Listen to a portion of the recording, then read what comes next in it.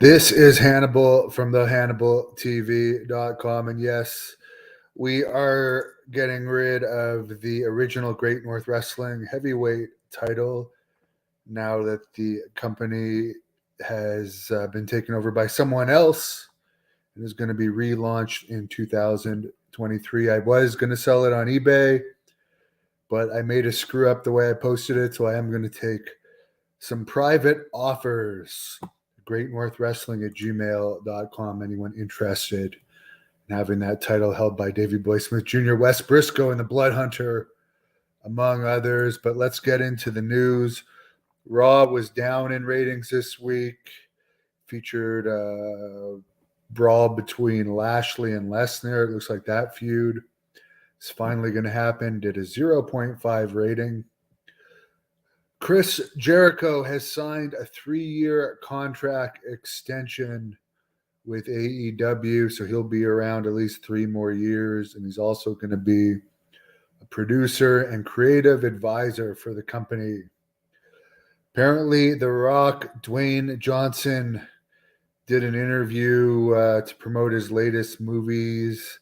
I think it was called Black Adams, which I forgot to write it down, but I'm pretty sure that's what it's called. Sorry, I'm not a comic book fan, but he did mention he's good friends with Nick Khan. Did discuss possibly buying the company at one point or having some involvement in owning WWE, but nothing, no official talks or anything like that. But there is interest apparently, as if The Rock isn't busy enough. The Great Muda did an interview where he said he never understood why he never worked for WWE. Bret Hart did an interview where he said he wishes he could have wrestled Kurt Angle, Rey Mysterio, and Brock Lesnar, and he threw a jab in at Goldberg as he seems to hold the grudges, and said the reason why he wanted to wrestle Brock Lesnar was he was, quote, the opposite of Goldberg, unquote, as far as being good in the ring.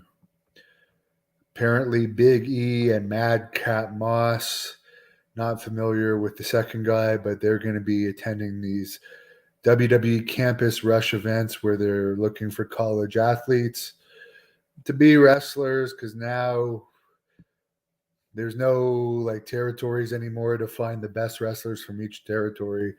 They got to pretty much make their own wrestlers from the Performance Center. With overall, they're looking for people with no experience.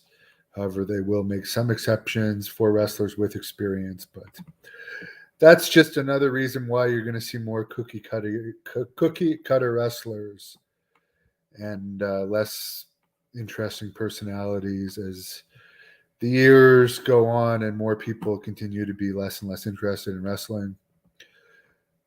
As far as AEW, Dark last night, the Bollywood boys who used to accompany Jinder Mahal to the ring in WWE apparently lost a match on AEW Dark.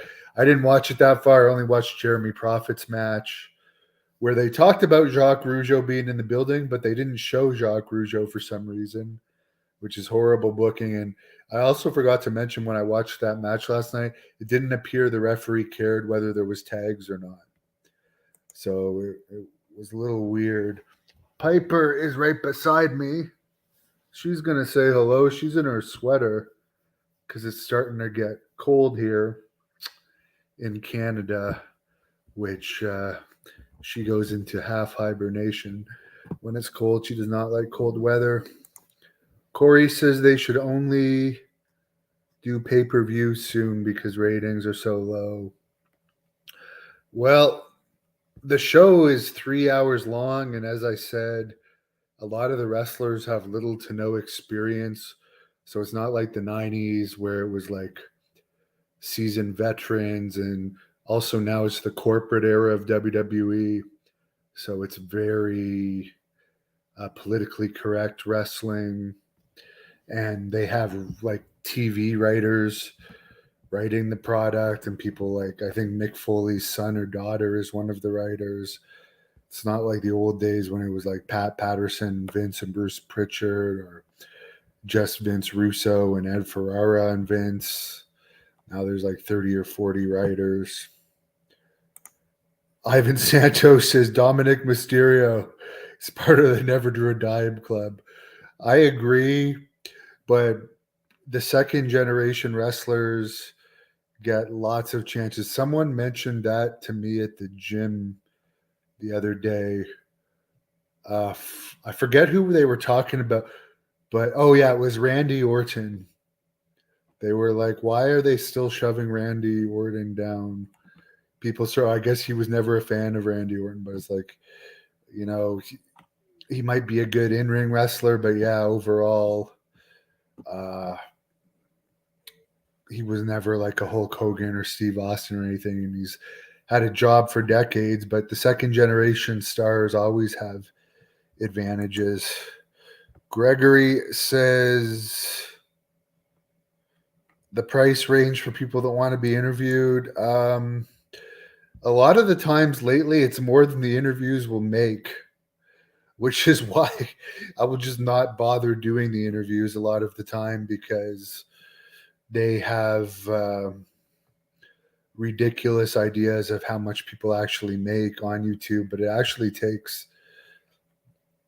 tens and hundreds of thousands of hits to make money on a YouTube video, which is why I more often than not cut them into clips.